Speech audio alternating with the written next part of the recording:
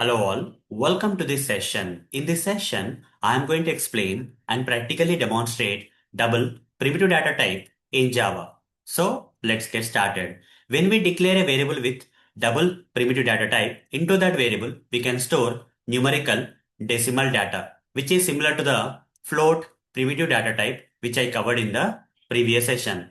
When we declare the variable with float primitive data type, into that variable also we can store numerical decimal data, which is similar to the double primitive data type. But what is the difference between float and double?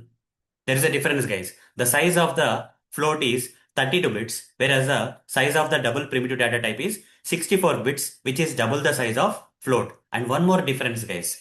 Whenever you want to store the numerical decimal data into the variable declared with float primitive data type, that decimal data should end with capital F or lowercase f. But coming to the double primitive data type declared variable, into that we can store the numerical decimal data which doesn't end with any symbol. Okay, it's not compulsory to specify any symbol at the end of the numerical decimal data which is getting stored into the variable declared with double data type. But with float primitive data type declared variable, if you want to store some decimal data into that variable, you have to end that decimal data with some capital F or lowercase f compulsory. But here it's not compulsory.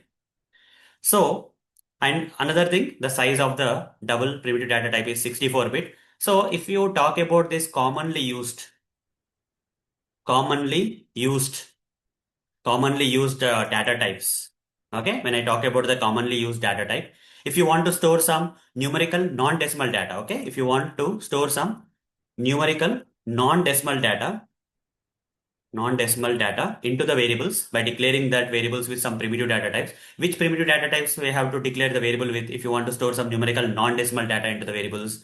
Either you can use byte, short, int, and long. Out of these four primitive data types, which one is commonly used in the market? For storing the numerical non-decimal data into the variable, which primitive data type out of this byte, short, int, and long can be used? Int is the most commonly used primitive data type to declare the variable for storing numerical non-decimal data into that variable. But what about the storing the numerical decimal data into the variable? Decimal data into the variable. So for storing the numerical decimal data into the variable, that variable should be declared either with float or double. Only two possibilities. Okay? Float or double.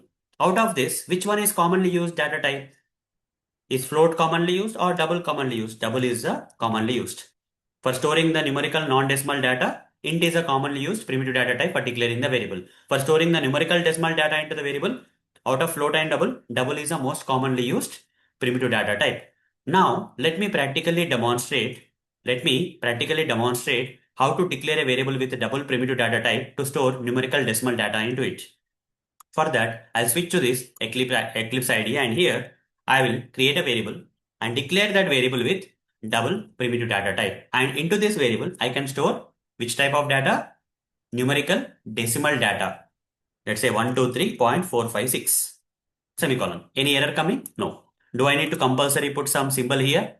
Like that I have done with float primitive data type, like capital F or lowercase f to have to provide here? Not required. It's not compulsory here, guys. Okay, it's not compulsory to end this particular numerical decimal data which I am storing into the variable declared with double data type to end with a particular symbol like capital F or lowercase f. You don't have to provide anything. Okay, by default this is fine.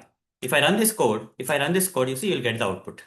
Okay, without any problem you are going to get the output. But optionally you can end this particular decimal numerical data with some symbol known as capital D or lowercase d. I prefer capital D, but this is optional, guys. Unlike float primitive data type variable, to store the decimal numerical data, we have to end that floating point with capital F or lowercase f. But here we can mention either capital D or lowercase d in this case of decimal data to store into the variable declared with double, but it is not compulsory. If I don't provide also, nothing will happen. In this case, if I don't provide this capital D or lowercase d at the end of this numerical decimal data for storing the into the variable declared with double, it's not compulsory. It's not compulsory. With float, it's compulsory to provide capital F or lowercase f.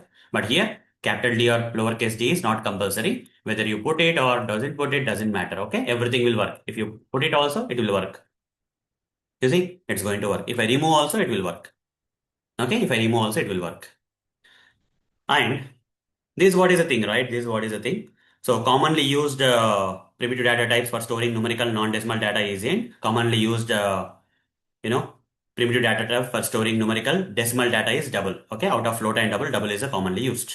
And here we can we can specify capital D or lowercase d at the end of the data, but at the end of the data, decimal data, but this is optional. This is optional. Unlike float primitive data type, in double data type, it is optional to provide capital D or lowercase d at the end of the numerical decimal data.